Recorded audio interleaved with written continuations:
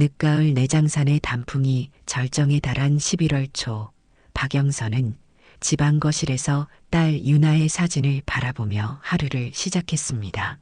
65세의 나이에도 여전히 단정한 모습을 유지하고 있던 영선이었지만 딸을 잃은 슬픔은 그녀의 얼굴에 깊은 그림자를 드리우고 있었어요.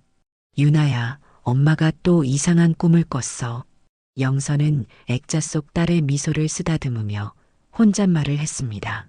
지난 석 달 동안 계속 같은 악몽에 시달리고 있었거든요. 꿈속에서 유나는 항상 무언가를 간절히 말하려 하지만 목소리가 들리지 않아 답답함만 남기고 사라지곤 했어요. 유나의 죽음은 갑작스러운 심장마비로 공식 발표되었습니다. 33살의 젊은 나이, 그것도 변호사 시험을 준비하며 건강관리에 신경 쓰던 딸이 갑자기 세상을 떠난다는 게 믿기지 않았지만 의사들은 스트레스성 급성 심근경색이라고 단정했어요. 그때까지만 해도 영선은 운명이라고 체념하려 애썼습니다. 어머님, 식사 준비됐어요.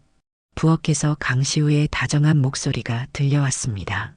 36살의 사위는 유나와 결혼한 지 2년이 채 되지 않았지만 장인어른과 장모님을 극진히 모시는 효자였어요.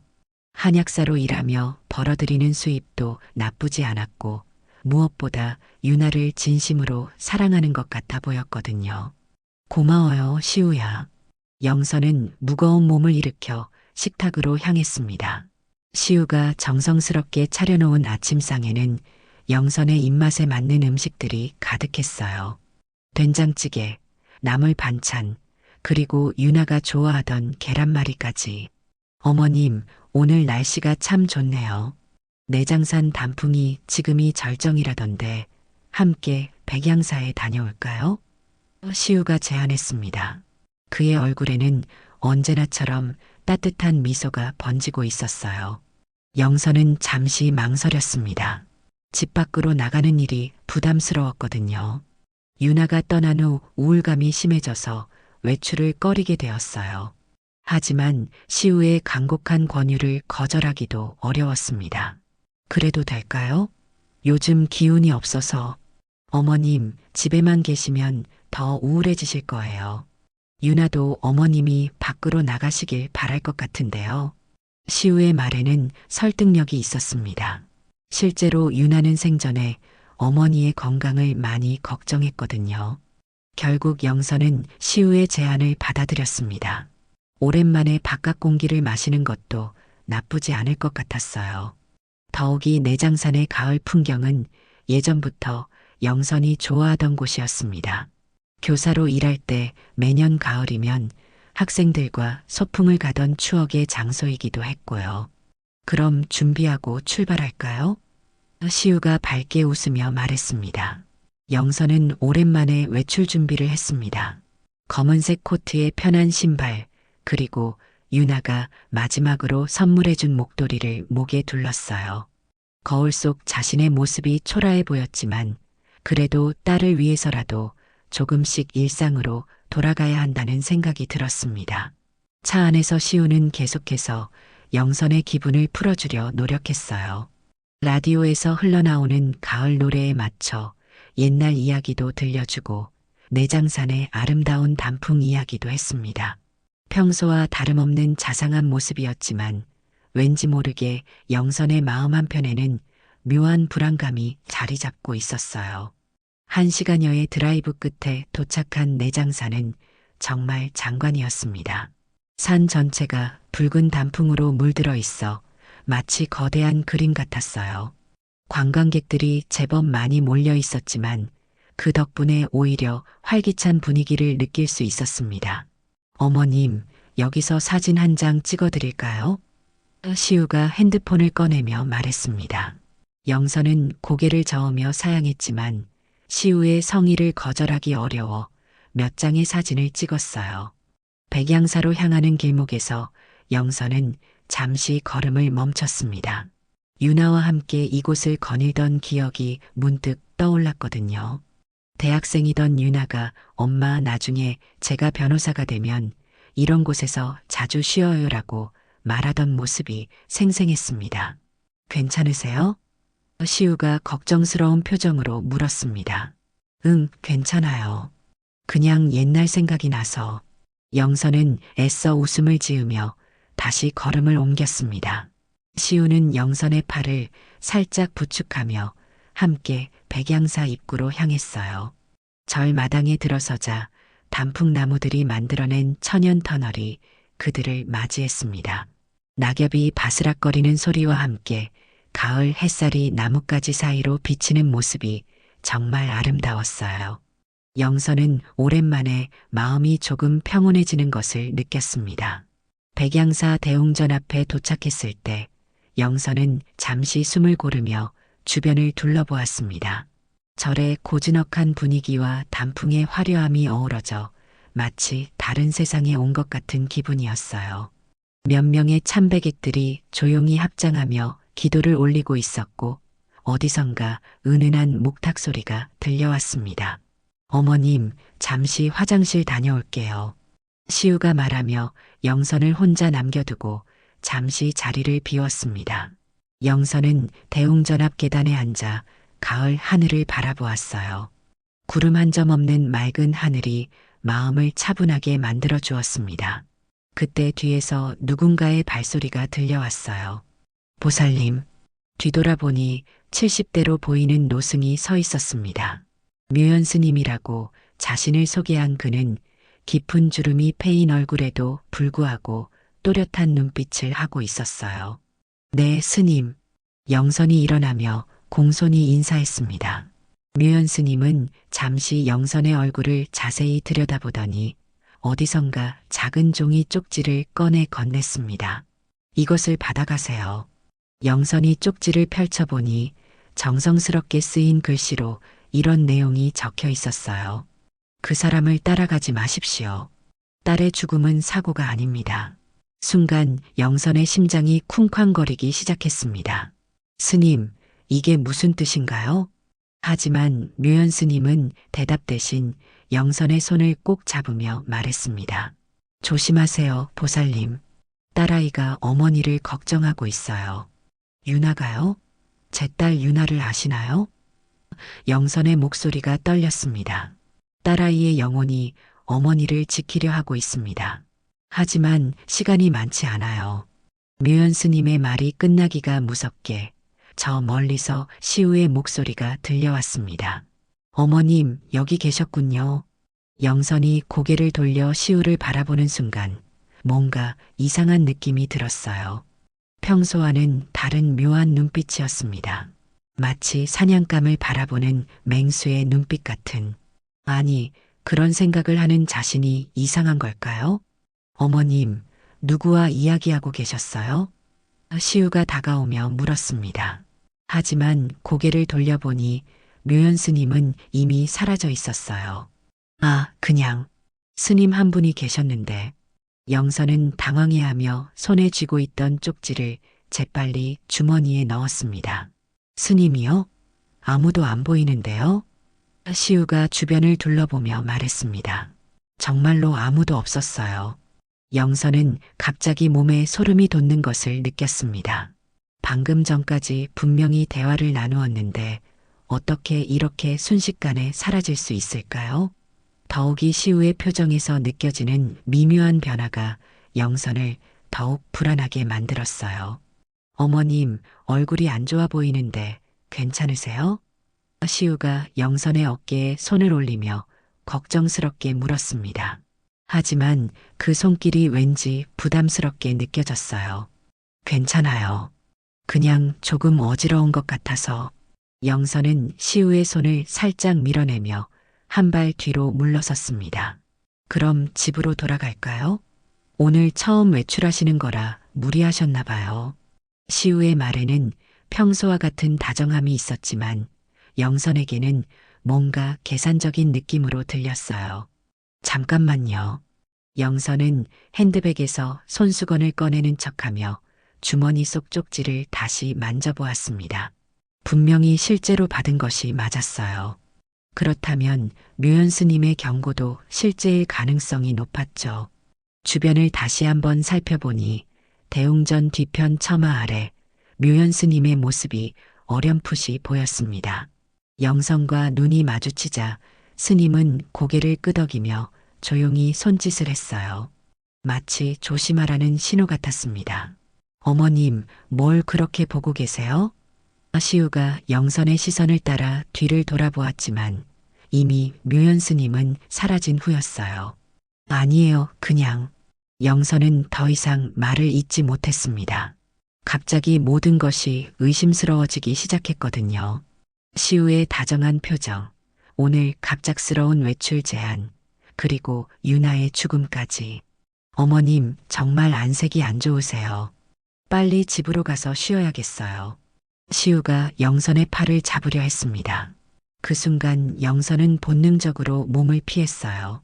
시우야, 미안하지만 혼자 좀 있고 싶어요. 먼저 가 있어요. 나는 조금 더 있다가 갈게요. 어머님을 혼자 두고 갈 수는 없죠. 함께 가요.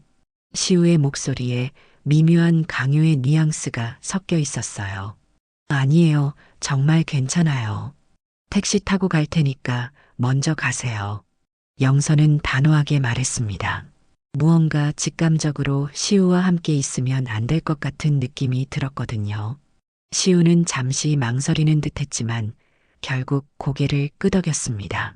그럼 제가 1시간 후에 다시 데리러 올게요. 절대 혼자 움직이지 마세요. 영선은 시우가 절 입구 쪽으로 사라질 때까지 기다린 후 재빨리 대웅전 뒤편으로 향했습니다. 묘연 스님을 다시 만나야 했어요. 하지만 아무리 찾아도 스님의 모습은 보이지 않았습니다. 대신 절 마당 한편에서 빗자루질을 하던 젊은 스님이 영선을 발견하고 다가왔어요. 보살님, 무엇을 찾고 계세요? 묘연 스님이라는 분을 찾고 있는데요. 70대 정도 되시는 젊은 스님은 고개를 갸우뚱했습니다. 묘연 스님이요? 저희 절에는 그런 분이 안 계시는데요. 혹시 다른 절과 혼동하신 건 아닌가요? 영선은 더욱 당황했습니다. 분명히 묘연 스님이라고 자신을 소개했는데 그런 스님이 없다니요. 그렇다면 도대체 누가 자신에게 그 쪽지를 준 것일까요? 손 떨리는 마음으로 주머니에서 쪽지를 꺼내 다시 한번 확인했습니다. 여전히 그 글씨가 선명하게 남아 있었어요. 그 사람을 따라가지 마십시오. 딸의 죽음은 사고가 아닙니다. 백양사에서 돌아온 영선은 밤새 잠을 이루지 못했습니다. 묘연 스님의 경고와 시우의 묘한 눈빛이 계속 머릿속을 맴돌았거든요. 새벽 5시가 되어서야 겨우 눈을 붙였지만 또다시 유나가 나오는 악몽에 시달렸어요. 꿈속에서 유나는 평소보다 훨씬 절박한 표정으로 무언가를 말하려 했습니다. 입모양으로 봐서는 엄마 조심해라고 하는 것 같았지만 여전히 목소리는 들리지 않았어요. 그러다 갑자기 유나의 모습이 사라지며 시우의 얼굴이 나타났는데 그 순간 영선은 식은땀을 흘리며 잠에서 깨어났습니다. 아침 7시, 평소보다 이른 시간에 일어난 영선은 유나의 방으로 향했습니다. 유나가 떠난 후 3달 동안 한 번도 정리하지 않았던 그 방을 말이에요. 시우가 어머님 마음의 준비가 될 때까지 기다리겠다며 그대로 두었거든요. 방문을 열자 유나의 향기가 아직도 남아있는 것 같았어요. 책상 위에는 변호사 시험 준비서들이 그대로 쌓여 있었고 침대 머리맡에는 유나가 좋아하던 인형이 놓여 있었습니다. 영선은 떨리는 손으로 유나의 서랍을 열어보기 시작했어요. 처음에는 별다른 것이 없었습니다. 화장품, 액세서리, 그리고 어릴 때 사진들. 하지만 맨 아래 서랍 깊숙한 곳에서 뭔가 딱딱한 것이 손에 잡혔습니다. 이게 뭐지? 영선이 꺼내본 것은 낡은 피처폰이었어요. 유나는 평소 최신 스마트폰을 사용했는데 왜 이런 구형 휴대폰을 숨겨두었을까요? 피처폰과 함께 작은 USB도 발견했습니다. 테이프로 서랍 바닥에 단단히 고정되어 있던 것을 보니 의도적으로 숨겨둔 것이 분명했어요. 유나야, 너는 왜 이런 걸 숨겨놨니? 영선은 유나의 사진을 바라보며 중얼거렸습니다. 그때 아래층에서 시우의 목소리가 들려왔어요. 어머님, 아침 드세요. 영선은 재빨리 피처폰과 USB를 자신의 방으로 가져갔습니다. 일단 시우에게는 비밀로 해야겠다는 생각이 들었거든요. 어머님, 어디 가셨어요? 시우가 2층으로 올라오는 발소리가 들렸습니다. 응, 화장실 다녀왔어요. 영선은 서둘러 계단으로 내려갔습니다.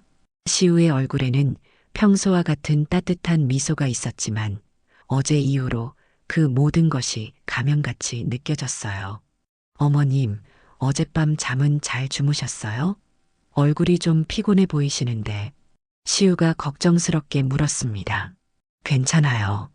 그냥 조금 설쳤을 뿐이에요. 영선은 담담하게 대답했습니다. 아침을 먹는 동안 내내 영선의 머릿속은 복잡했어요. 유나가 왜 그런 것들을 숨겨두었을까?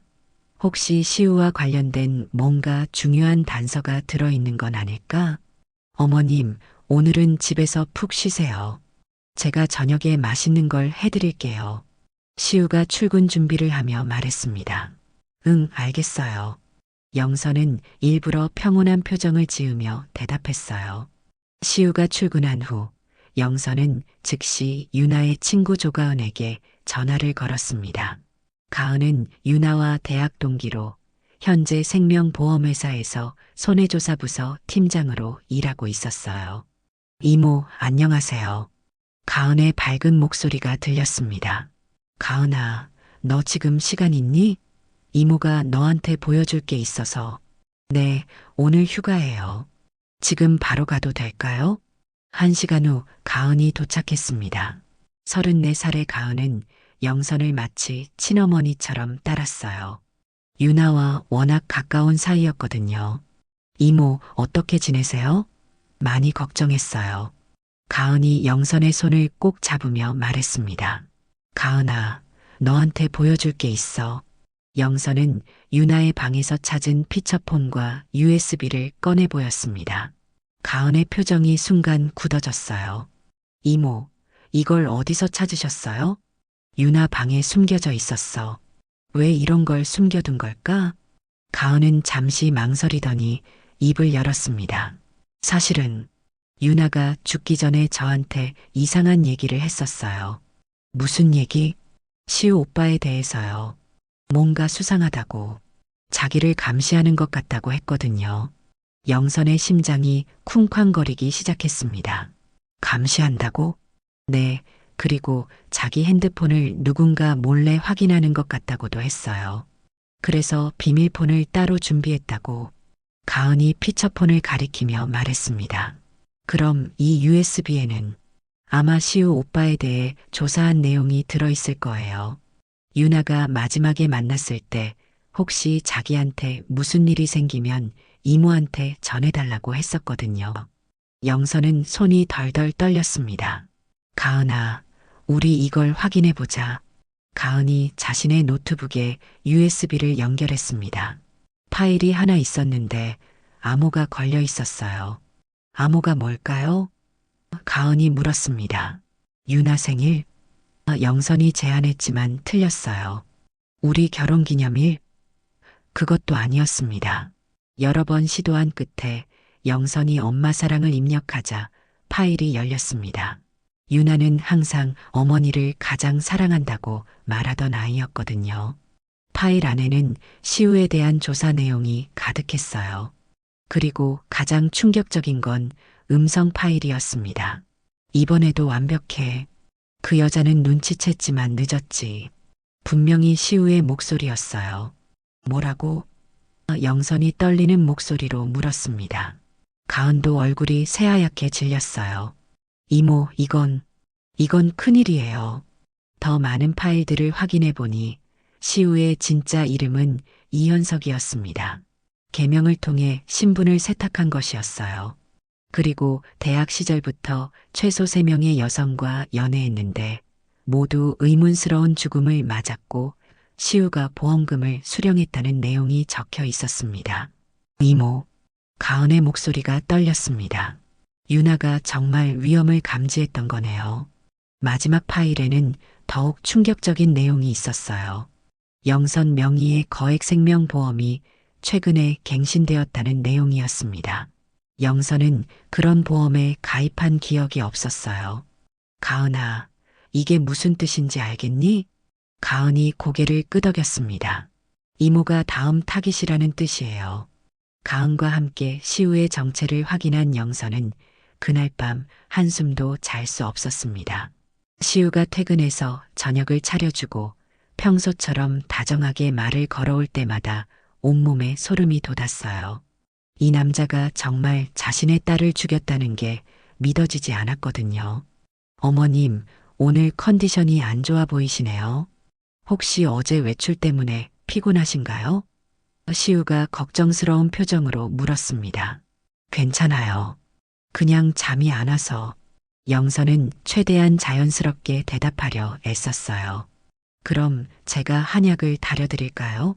신경 안정에 좋은 약재들로요. 시우의 제안에 영선은 등골이 서늘해졌습니다. 한약사인 그가 독을 타는 건 얼마나 쉬운 일일까요? 아니에요, 괜찮아요. 일찍 자면 될 것 같아요. 영선은 서둘러 거절했습니다. 다음 날 아침 시우가 출근한 후 영선은 즉시 가은에게 연락했어요. 어젯밤 내내 생각해 본 결과 더 많은 증거를 수집해야겠다는 결론에 도달했거든요. 가은아, 우리 시우의 과거를 더 자세히 알아봐야겠어. 이모, 제가 어제 밤새 조사해 봤어요. 정말 충격적인 사실들을 발견했거든요. 가은의 목소리가 떨리고 있었습니다. 1시간 후 가은이 가져온 자료들은 정말 경악스러운 내용이었어요. 시우, 아니, 이현석의 본명으로 조사한 결과 그의 과거 연인들에 대한 더 구체적인 정보를 얻을 수 있었습니다. 첫 번째 피해자는 대학교 1학년 때 사귄 김미연이라는 학생이었어요.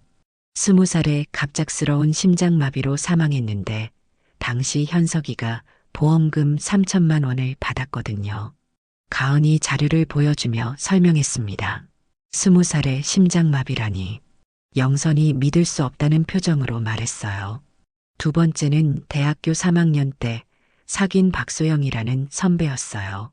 25살에 뇌출혈로 급사했고 보험금은 5천만 원이었습니다. 세 번째는 졸업 후 직장에서 만난 최지은이라는 여성이었어요. 31살에 역시 심장마비로 사망했고 보험금은 8천만 원. 가은의 목소리가 점점 작아졌습니다. 영선은 머리가 어지러질했어요. 그럼 유나는 네 번째인 거네. 그리고 이모가 다섯 번째 타깃이라는 뜻이에요. 가은이 영선의 손을 꼭 잡으며 말했습니다. 더 충격적인 건 이모 명의로 가입된 보험 금액이 2억 원이라는 거예요. 2억 원? 영선은 그 금액에 기절할 뻔했습니다. 내가 언제 그런 보험에 가입했다는 거야? 아마 유나와 결혼한 후에 서류를 조작해서 가입했을 거예요. 보험업계에 있다 보니 그런 수법들을 종종 봤거든요. 특히 한약사라는 직업을 이용하면 약물을 통한 살인도 쉽게 은폐할 수 있고요. 영선은 온몸이 떨렸습니다. 지난 석 달 동안 자신을 지극정성으로 돌봐준 사위가 실은 자신을 죽이려는 살인마였다니요. 가은아, 그럼 우리는 어떻게 해야 하지? 일단 경찰에 신고해야 해요. 하지만 현재 가진 증거만으로는 확실한 입증이 어려울 수도 있어요. 음성 파일도 맥락이 불분명하고 과거 사건들도 이미 심장마비나 뇌출혈로 공식 처리되었거든요. 그럼 어떻게 해? 더 확실한 증거가 필요해요. 현행범으로 잡거나 명백한 증거를 확보하거나. 가은이 고민에 빠졌습니다. 그때 영선의 휴대폰이 울렸어요. 시우에게서 온 문자 메시지였습니다. 어머님, 오늘 저녁 늦을 것 같아요.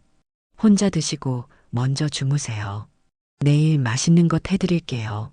영선과 가은은 서로를 바라봤습니다. 이모, 혹시 시우 오빠가 뭔가 준비하고 있는 건 아닐까요?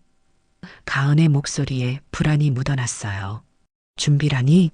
살인 말이에요. 이미 이모가 뭔가 눈치챘다고 생각할 수도 있어요. 어제 백양사에서 이상하게 행동하셨잖아요. 영선은 그제야 어제 자신의 행동을 되돌아봤습니다. 묘연 스님의 경고를 받은 후 시우를 피하려 했던 모습이 의심을 샀을 수도 있었어요. 그럼 우리가 먼저 함정을 파는 건 어떨까요? 가은이 제안했습니다. 함정? 시우 오빠가 범행을 저지르려 할 때 현장에서 잡는 거예요. 물론 위험하지만 그게 가장 확실한 증거를 잡을 수 있는 방법이에요. 영선은 한참을 고민했습니다. 위험한 일이었지만 유나의 원수를 갚고 다른 피해자가 생기는 것을 막으려면 어쩔 수 없었어요. 좋아, 해보자. 그런데 구체적으로 어떻게 하는 거야? 일단 이모가 몸이 안 좋다는 연기를 하세요. 그러면 시우 오빠가 한약이나 다른 방법으로 접근할 거예요. 그때 우리가 몰래 녹음하고 경찰에 신고하는 거죠. 하지만 정말 위험한 약을 먹게 되면 제가 의료진과 미리 협력해서 해독제를 준비해 둘게요. 보험사에서 일하다 보니 알고 지내는 의사들이 있거든요. 영선은 마침내 결심했습니다. 알겠어. 유나를 위해서라도 해보자. 그날 오후 영선은 연기를 시작했어요. 시우가 퇴근해 오자 일부러 소파에 축 늘어져 있으면서 머리가 아프다고 호소했습니다. 어머님, 어디가 아프세요? 시우가 즉시 달려와 영선의 이마를 짚어봤어요. 머리가 지끈지끈하고 속도 메스꺼워요. 요즘 계속 이런 증상이 있었는데 오늘은 특히 심하네요. 영선이 힘없는 목소리로 말했습니다. 시우의 눈에 묘한 빛이 지나갔어요. 어머님, 제가 좋은 한약을 지어드릴게요. 신경성 두통에 특효가 있는 처방이거든요. 정말 고마워요, 시우야. 네, 지금 바로 준비할게요. 조금만 기다리세요. 시우가 부엌으로 향하는 뒷모습에서 영선은 섬뜩한 기운을 느꼈습니다. 과연 그가 무엇을 준비하고 있는 걸까요? 그리고 가은과 세운 계획이 성공할 수 있을까요? 영선은 시우가 부엌에서 한약을 우리는 동안 가은에게 몰래 문자를 보냈습니다. 시작됐어. 준비해줘. 가은은 이미 집 근처에서 대기하고 있었고 응급 상황에 대비해 신뢰할 만한 의료진과도 연락을 취해둔 상태였어요. 어머님, 약이 거의 다 우러났어요. 조금만 더 기다리세요. 부엌에서 시우의 목소리가 들려왔습니다. 평소와 똑같은 다정한 톤이었지만 이제 영선에게는 소름 끼치는 소리로만 들렸어요. 영선은 소파에 누워 있으면서 휴대폰을 조작했습니다. 가은이 알려준 방법대로 녹음 앱을 켜두었거든요. 모든 대화가 증거로 남을 수 있도록 말이에요. 30분 후 시우가 한약이 담긴 그릇을 들고 나타났습니다. 어머님, 이거 드시고 푹 쉬세요. 내일 아침이면 한결 나아지실 거예요. 영선이 그릇을 받아들며 시우의 얼굴을 자세히 관찰했어요. 평소와 다른 점은 눈빛이었습니다. 마치 사냥을 마친 후에 만족스러운 표정 같았거든요. 시우야, 고마워요. 당신이 없었다면 정말 어떻게 살았을지. 영선이 일부러 감정적인 목소리로 말했습니다. 어머님이 건강하신 게 제일 중요해요. 유나도 하늘에서 어머님이 행복하시길 바라고 있을 거예요.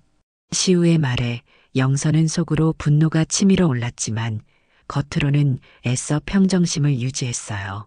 유나 얘기가 나와서 그런데 요즘 자꾸 이상한 꿈을 꿔요. 유나가 뭔가 말하려고 하는데 목소리가 안 들려서. 영선이 시우의 반응을 살피며 말했습니다. 순간 시우의 표정이 미묘하게 굳어졌어요. 어머님, 그런 건 그냥 스트레스 때문이에요. 이 약 드시면 그런 꿈도 안 꾸실 거예요. 정말? 네, 확실해요. 시우가 단호하게 말했습니다. 그 말투에서 영선은 묘한 확신을 느꼈어요. 마치 영원히 꿈을 꾸지 않게 해주겠다는 의미처럼 들렸거든요. 영선은 한약 그릇을 입가에 가져갔습니다. 진한 한약 냄새가 났지만 그 속에 뭔가 다른 냄새도 섞여 있는 것 같았어요. 달콤하면서도 쓴 냄새가 말이에요. 어머님, 빨리 드세요. 식으면 효과가 떨어져요. 시우가 재촉했습니다. 응, 지금 마실게요. 영선이 그릇을 기울이는 척했지만 실제로는 입술에만 살짝 댔을 뿐이었어요. 대신 옷소매로 그릇 안쪽을 살짝 닦아내며 한약을 흘린 것처럼 연기했습니다. 다 드셨어요? 시우가 빈 그릇을 받아들며 물었습니다. 네, 정말 쓰네요. 하지만 몸에 좋다니까 참고 마셨어요. 영선이 일부러 얼굴을 찡그리며 말했어요. 조금 쓰더라도 효과는 확실할 거예요. 이제 푹 주무세요. 시우가 영선의 이마를 쓰다듬으며 말했습니다. 그 손길이 너무나 가짜 같아서 영선은 온몸에 소름이 돋았어요. 영선은 눈을 감고 잠든 척했습니다. 귀를 기울이니 시우가 그릇을 설거지하는 소리가 들렸어요. 그리고 나서 전화를 거는 소리가 들렸습니다. 네, 저예요. 예정대로 진행됐어요. 내일 아침이면 모든 게 끝날 거예요. 시우의 목소리였습니다. 영선은 숨을 죽이고 들었어요. 이번엔 정말 완벽해요. 아무도 의심하지 않을 거예요. 늙은 여자가 우울증으로 심장 발작을 일으킨 거로 처리될 거거든요. 시우가 계속 전화 통화를 했습니다. 보험금은 일주일 후에 청구할 수 있어요. 2억 원이면 당분간 편하게 살 수 있겠죠. 영선은 온몸이 떨렸습니다. 정말로 자신을 죽이려 했던 거였어요. 그리고 이미 다음 계획까지 세워놓은 상태였고요. 전화를 끄는 시우가 다시 거실로 왔습니다. 어머님, 깊이 주무시네요. 영선은 계속 잠든 척하며 숨소리를 깊게 만들었어요. 시우가 자신의 맥박을 확인하는 것 같았습니다. 아직은 정상이네. 하지만 1시간 후면 시우가 중얼거리는 소리가 들렸어요. 그때 영선의 휴대폰이 울렸습니다. 가은에게서 온 전화였어요. 어머님, 전화가 오네요. 누구지? 시우가 휴대폰을 확인했습니다. 조가은, 유나 친구네. 뭐 때문에 이 시간에 전화를 하는 거지? 시우는 잠시 고민하더니 전화를 받았어요. 네, 어머님께서는 지금 주무시고 계세요. 가은의 목소리가 스피커폰으로 들렸습니다. 아, 시우 오빠. 이모께서 오늘 몸이 안 좋으시다고 해서 걱정되어서요. 혹시 병원에는 가보셨나요? 아니요. 제가 한약을 지어드렸어요. 지금 푹 주무시고 계시니까 내일 연락드릴게요. 그래도 혹시 모르니까 제가 잠깐 들러도 될까요? 이모가 혼자 계시는 게 걱정되어서. 시우의 목소리에 짜증이 섞이기 시작했어요. 정말 괜찮아요. 내일 아침에 연락드린다고 했잖아요. 시우 오빠, 뭔가 목소리가 이상한데요? 혹시 무슨 일 있으세요? 그 순간 시우가 전화를 끊어버렸습니다. 그리고 혼잣말처럼 중얼거렸어요. 이상하네. 왜 갑자기 전화를 하는 거지? 혹시 뭔가 눈치챈 건 아니겠지? 영선은 가슴이 쿵쾅거렸습니다. 시우가 의심하기 시작한 것 같았어요. 계획에 차질이 생기는 건 아닐까요? 시우가 영선 곁에 와서 다시 맥박을 확인했습니다. 맥박이 조금 빨라졌네. 약이 서서히 작용하고 있는 건가? 영선은 더욱 조심스럽게 숨을 쉬며 잠든 척을 계속했어요. 하지만 시우의 의심이 깊어지고 있다는 게 느껴졌습니다. 뭔가 이상해. 평소보다 잠든 모습이 자연스럽지 않아. 시우가 영선의 얼굴을 자세히 들여다보며 말했습니다. 바로 그때 현관문이 열리는 소리가 들렸어요. 가은이 비상키를 이용해 들어온 것 같았습니다. 이모, 안녕하세요. 가은의 목소리가 들렸습니다. 시우는 당황한 기색을 보이며 거실에서 일어났어요. 가은 씨, 어떻게 들어왔어요? 이모께서 비상키를 알려주셨거든요. 너무 걱정되어서요. 가은이 거실로 들어오며 영선을 살펴봤습니다. 영선은 이때다 싶어 천천히 눈을 뜨는 척했어요. 가은아? 언제 왔니? 이모, 괜찮으세요? 시우 오빠가 몸이 안 좋으시다고 해서. 시우의 표정이 점점 어두워졌습니다. 뭔가 계획이 틀어지고 있다는 걸 눈치챈 것 같았어요. 가은이 갑작스럽게 나타나자 시우의 얼굴에 당황스러운 기색이 역력했습니다. 하지만 곧 평소의 가면을 다시 쓴 듯 억지로 미소를 지었어요. 가은 씨, 이렇게 늦은 시간에 굳이 오실 필요는 없었는데요. 어머님께서 푹 쉬고 계시던 참이었거든요. 시우의 목소리에는 미묘한 경계심이 섞여 있었습니다. 아, 죄송해요. 그런데 이모가 요즘 너무 힘들어 하시는 것 같아서 걱정이 되더라고요. 가은이 영선 곁으로 다가가며 말했습니다. 이모, 얼굴색이 어떠세요? 괜찮으세요? 영선은 가은의 눈빛에서 무언의 신호를 읽었어요. 이제 본격적으로 시우를 궁지로 몰아넣을 시간이었습니다. 가은아, 사실 나 요즘 이상한 일들을 많이 겪고 있어. 영선이 일부러 힘없는 목소리로 말했습니다. 이상한 일이요? 가은이 연기하듯 놀란 표정을 지었어요. 어제 백양사에서 어떤 스님이 나한테 이상한 쪽지를 줬거든. 그 사람을 따라가지 말라고. 영선이 시우를 흘끔 쳐다보며 말했습니다. 시우의 표정이 순간 굳어졌어요. 어머님, 그런 건 그냥 사기꾼들이 하는 수법이에요. 신경 쓰지 마세요. 그런데 그 쪽지에 유나의 죽음이 사고가 아니라고 적혀 있었어. 영선의 말에 거실의 분위기가 싸늘해졌습니다. 뭐라고요? 가은이 일부러 큰 소리로 놀라는 척했어요. 시우는 이제 확실히 당황하기 시작했습니다. 어머님, 그런 말씀은 하지 마세요. 유나는 심장마비로. 시우야. 영선이 시우를 똑바로 쳐다보며 말했습니다. 너 진짜 이름이 이현석이지? 순간 시우의 얼굴이 새하얗게 질렸어요. 어떡해. 그리고 너 전에도 3명의 여자들과 사귀었는데 모두 의문사를 당했다며? 영선의 목소리가 점점 강해졌습니다. 가은이 휴대폰을 꺼내며 말했습니다. 시우 오빠, 아니 현석 씨. 우리가 모든 걸 다 알고 있어요. 유나가 남긴 증거들까지요. 시우는 이제 완전히 가면을 벗어던졌습니다. 평소의 다정한 모습은 온데간데 없고 차갑고 잔인한 본 모습이 드러났어요. 언제부터 알고 있었어? 시우의 목소리에서 위협적인 기운이 느껴졌습니다. 유나가 죽기 전부터 너를 의심하고 있었어. 그래서 모든 증거를 수집해뒀거든. 영선이 당당하게 대답했습니다. 그 똑똑한 유나가 끝까지 내 정체를 알아내더군. 하지만 너무 늦었지. 이미 모든 게 끝난 후였으니까. 시우가 비웃듯 말했습니다. 가은이 녹음 중인 휴대폰을 조금 더 시우 쪽으로 향하게 했어요. 그럼 정말 유나를 죽인 거네요? 죽였다고 표현하기엔 좀 그렇고 그냥 자연스럽게 보내준 거지. 심장 억제제 몇 방울이면 되거든. 한약사라는 직업의 장점이야. 시우가 소름 끼치도록 태연하게 말했습니다. 영선은 온몸이 떨렸지만 끝까지 들어야 했어요. 왜?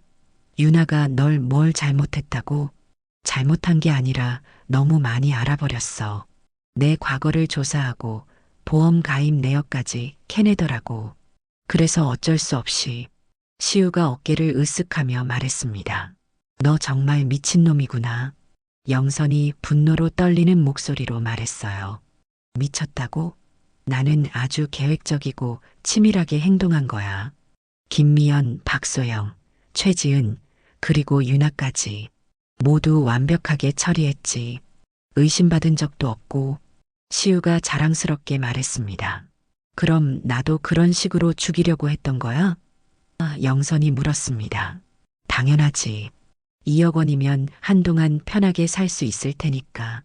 오늘 한약에 넣은 약이면 새벽쯤 자연스럽게 심장이 멈출 거야. 시우가 시계를 보며 말했어요. 가은이 재빨리 구급차에 연락했습니다. 지금 바로 응급실로 가야 해요. 응? 뭐? 시우가 뒤늦게 상황을 파악하려 했지만 이미 늦었어요. 나는 그 한약을 마시지 않았어. 이 살인마야.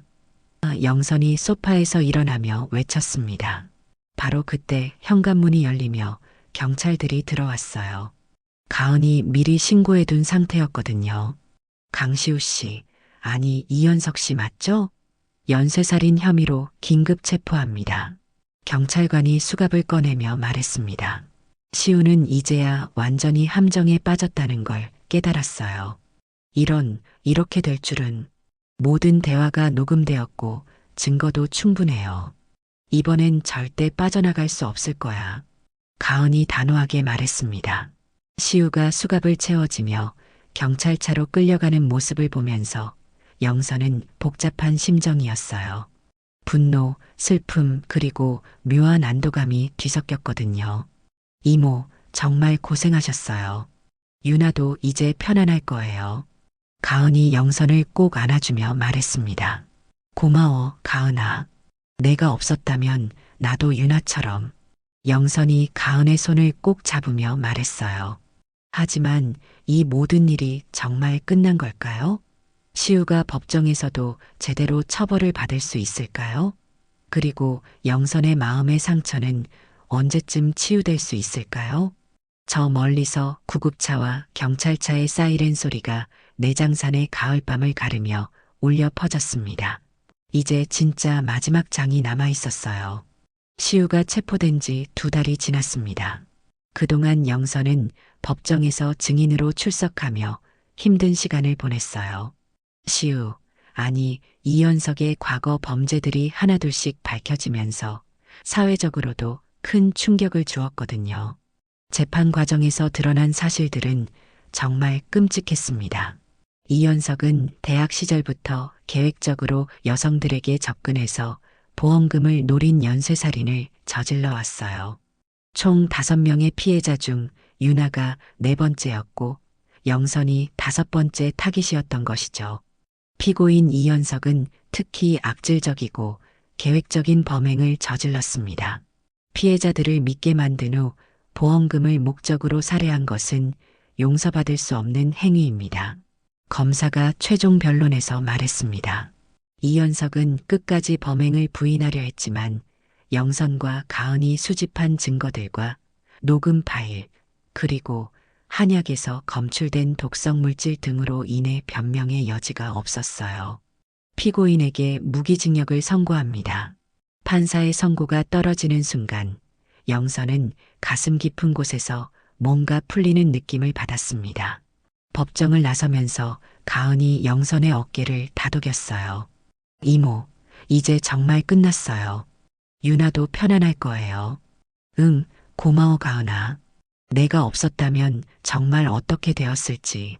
영선의 눈가에 눈물이 맺혔습니다. 재판이 끝난 후 영선은 집으로 돌아왔지만 그곳에서 지내기가 힘들었어요. 시우와 함께 생활했던 기억들이 너무 생생했거든요. 특히 부엌에서 한약을 끓이던 모습이나 다정하게 대화를 나누던 거실이 이제는 악몽 같았습니다. 결국 영선은 집을 정리하고 작은 아파트로 이사하기로 결정했어요. 새로운 곳에서 새로운 시작을 해보고 싶었거든요. 이사를 준비하던 중 영선은 유나의 방에서 마지막으로 놓친 물건이 없는지 확인하고 있었습니다.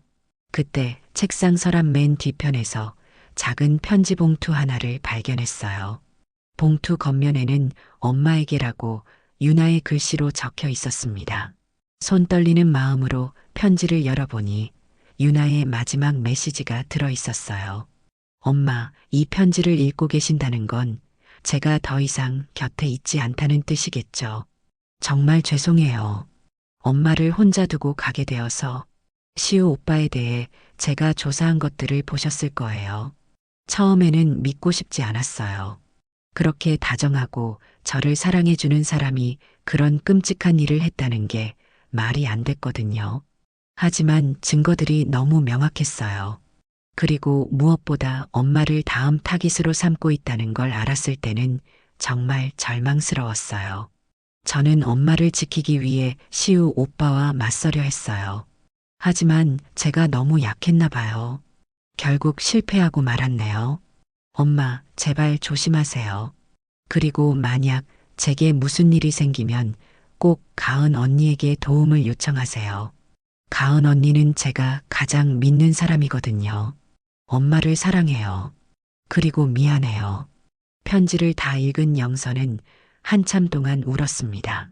유나가 마지막 순간까지 자신을 걱정했다는 것, 그리고 어머니를 지키려고 노력했다는 것이 너무 고마우면서도 안타까웠어요. 유나야, 엄마가 너를 지키지 못해서 정말 미안해. 영선이 편지를 가슴에 안으며 중얼거렸습니다. 그날 저녁 가은이 이사를 도와주러 왔어요. 영선은 유나의 마지막 편지를 가은에게 보여주었습니다. 유나가 정말 똑똑했어요. 끝까지 이모를 생각했네요. 가은도 눈물을 글썽이며 말했습니다. 가은아, 정말 고마워. 유나가 너를 믿었던 이유를 이제 알겠어. 이모, 앞으로도 계속 연락하며 지내요. 유나가 없어도 우리는 가족이잖아요. 이사 준비를 하면서 영선은 시우와 관련된 모든 물건들을 처분했어요. 그가 선물해 준 것들, 함께 찍은 사진들, 모든 것을 버렸습니다. 새로운 시작을 위해서는 과거의 흔적을 말끔히 지워야 했거든요. 며칠 후, 영선은 마지막으로 시우가 복역 중인 교도소를 찾아갔습니다. 면회실에서 마주한 시우는 예전의 모습과는 완전히 달랐어요. 수척해진 얼굴의 생기라고는 찾아볼 수 없었습니다. 어머님, 시우가 조심스럽게 입을 열었습니다. 나는 더 이상 내 어머니가 아니야. 영선이 차갑게 말했습니다. 죄송합니다. 정말, 정말 죄송합니다. 사과한다고 유나가 돌아오니? 사과한다고 내 마음의 상처가 아무니? 영선의 목소리에 분노가 섞였어요. 시우는 고개를 푹 숙이고 있었습니다. 변명의 여지가 없습니다. 저는 정말 나쁜 사람이에요. 너는 사람이 아니야. 그냥 괴물이지. 영선이 일어서며 말했습니다. 다시는 내 앞에 나타나지 마. 그리고 평생 죄책감에 시달리며 살아. 영선은 더 이상 할 말이 없었어요. 그냥 등을 돌리고 면회실을 나왔습니다. 이제 정말로 모든 것과 작별하는 순간이었어요. 교도소에서 나오면서 영선은 마음이 한결 가벼워지는 것을 느꼈습니다. 오랫동안 짓눌렀던 분노와 원한을 조금이나마 해소할 수 있었거든요. 이제 마지막으로 해야 할 일이 하나 남아 있었습니다. 유나와 마지막 인사를 나누는 것이었어요. 재판이 모두 끝나고 한 달이 더 지난 후 영선은 다시 한번 내장산 백양사를 찾았습니다. 이번에는 혼자였어요. 가을이 깊어져 단풍은 이미 대부분 떨어지고 앙상한 나뭇가지들만이 겨울을 맞이할 준비를 하고 있었습니다. 절로 향하는 길목에서 영선은 천천히 걸음을 옮겼어요. 지난번과는 달리 마음이 한결 평온했습니다. 무거운 짐을 내려놓은 것 같은 기분이었거든요. 백양사 대웅전 앞에 도착하자 몇 달 전 묘연 스님이 나타났던 바로 그 자리가 보였습니다. 영선은 그곳에 앉아 유나의 사진을 꺼내 놓았어요. 생전에 가장 밝게 웃고 있던 모습의 사진이었습니다. 유나야, 엄마가 왔어. 이제 정말 모든 게 끝났단다. 영선이 사진을 쓰다듬으며 말했습니다. 바람이 불어와 낙엽들이 바스락거렸어요. 마치 유나가 대답하는 것 같았습니다. 내 원수는 갚았어. 그 나쁜 놈은 평생 감옥에서 썩을 거야. 그리고 다른 무고한 사람들도 더 이상 피해를 당하지 않을 거고. 영선의 목소리에 안도감이 묻어났어요. 한참을 그렇게 앉아 있는데 뒤에서 발소리가 들렸습니다. 돌아보니 지난번에 봤던 바로 그 묘연 스님이 서 있었어요. 보살님, 다시 오셨군요. 묘연 스님이 온화한 미소를 지으며 말했습니다. 스님, 정말 계셨군요. 지난번에 다른 스님들이 그런 분은 없다고 하더라고요. 영선이 놀라며 일어났습니다. 제가 항상 이곳에 있는 건 아니거든요. 필요할 때만 나타나죠. 묘연 스님이 의미심장하게 말했어요. 그럼 지난번 경고도 딸아이가 간절히 어머니를 지키고 싶어 했어요. 그래서 제가 잠시 도움을 드린 겁니다. 묘연 스님이 영선 옆에 앉으며 말했습니다. 영선은 가슴이 뭉클해졌어요. 정말 유나가 저를 도와준 건가요? 그 아이는 마지막 순간까지 어머니만 걱정했어요. 자신이 실패했다고 자책하면서도 어머니만큼은 꼭 지켜달라고 간절히 부탁했거든요. 영선의 눈에서 눈물이 흘러내렸습니다. 제가 유나를 지켜주지 못했는데, 아니에요. 어머니가 있었기에 그 아이가 마지막 힘을 낼 수 있었던 거예요. 사랑하는 사람을 지키고 싶은 마음이 기적을 만든 겁니다. 묘연 스님이 다시 종이 한 장을 꺼내 영선에게 건넸어요. 이번 종이에는 이런 글이 적혀 있었습니다. 그 아이는 당신을 끝까지 지키려 했습니다. 이제 마음 놓고 행복하세요. 딸의 사랑은 영원히 어머니와 함께 할 것입니다. 스님, 이제 유나는 편안한 곳에 있는 건가요? 영선이 떨리는 목소리로 물었습니다. 네, 그 아이는 이제 평안합니다.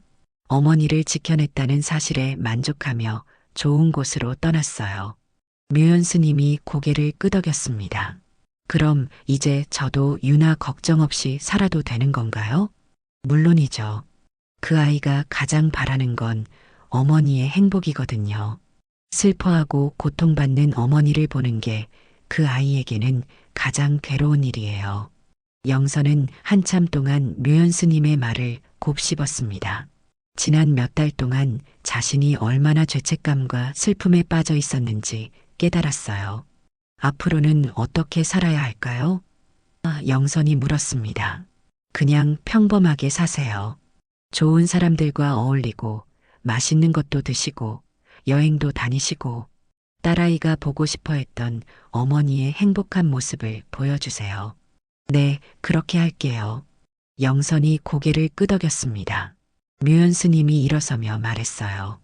이제 저는 가야겠습니다. 더 이상 필요한 일이 없으니까요. 스님, 정말 고맙습니다. 스님이 아니었다면 천만에요. 그냥 딸과 어머니의 사랑이 만들어낸 기적일 뿐이에요. 묘연 스님이 미소를 지으며 절의 안쪽으로 사라져갔습니다. 영선은 다시 혼자가 되었지만 이상하게 외롭지 않았어요. 마치 유나가 바로 옆에 앉아 있는 것 같은 느낌이었거든요. 유나야, 엄마가 이제 정말 새로운 시작을 해볼게. 너도 걱정 말고 편안히 쉬어. 영선이 사진을 향해 말했습니다. 그때 바람이 불어와 영선의 머리카락을 살짝 스쳤어요. 마치 유나가 마지막 인사를 하는 것 같았습니다. 영선은 유나의 사진을 가방에 소중히 넣고 일어났어요. 이제 정말로 새로운 인생을 시작할 시간이었습니다. 절을 나서면서 영선은 뒤돌아보지 않았어요. 과거는 과거로 남겨두고 미래를 향해 걸어가기로 했거든요. 산 아래로 내려가는 길에서 영선은 가은에게 전화를 걸었습니다. 가은아, 나야. 내일 시간 있니? 오랜만에 맛있는 거 먹으러 가자. 이모, 목소리가 많이 밝아졌네요. 무슨 좋은 일 있으세요? 응, 유나가 엄마 보고 이제 행복하게 살라고 하더라. 영선이 웃으며 대답했습니다. 정말요? 그럼 내일 꼭 만나요. 제가 맛있는 식당 알아둔 곳이 있거든요. 전화를 끊고 나서 영선은 깊게 숨을 들이마셨어요. 가을 공기가 상쾌했습니다. 하늘을 올려다보니 구름 사이로 따뜻한 햇살이 비치고 있었어요. 영선은 그 햇살 속에서 유나의 미소를 보는 것 같았습니다. 고마워, 유나야. 사랑해. 영선이 하늘을 향해 속삭였습니다. 그리고 가벼운 발걸음으로 새로운 인생을 향해 걸어갔어요. 딸의 사랑에 힘입어 이제는 정말로 행복하게 살아갈 수 있을 것 같았거든요. 내장산의 늦가을 햇살이 영선의 뒷모습을 따뜻하게 비추며 한편의 아름다운 이야기가 막을 내렸습니다.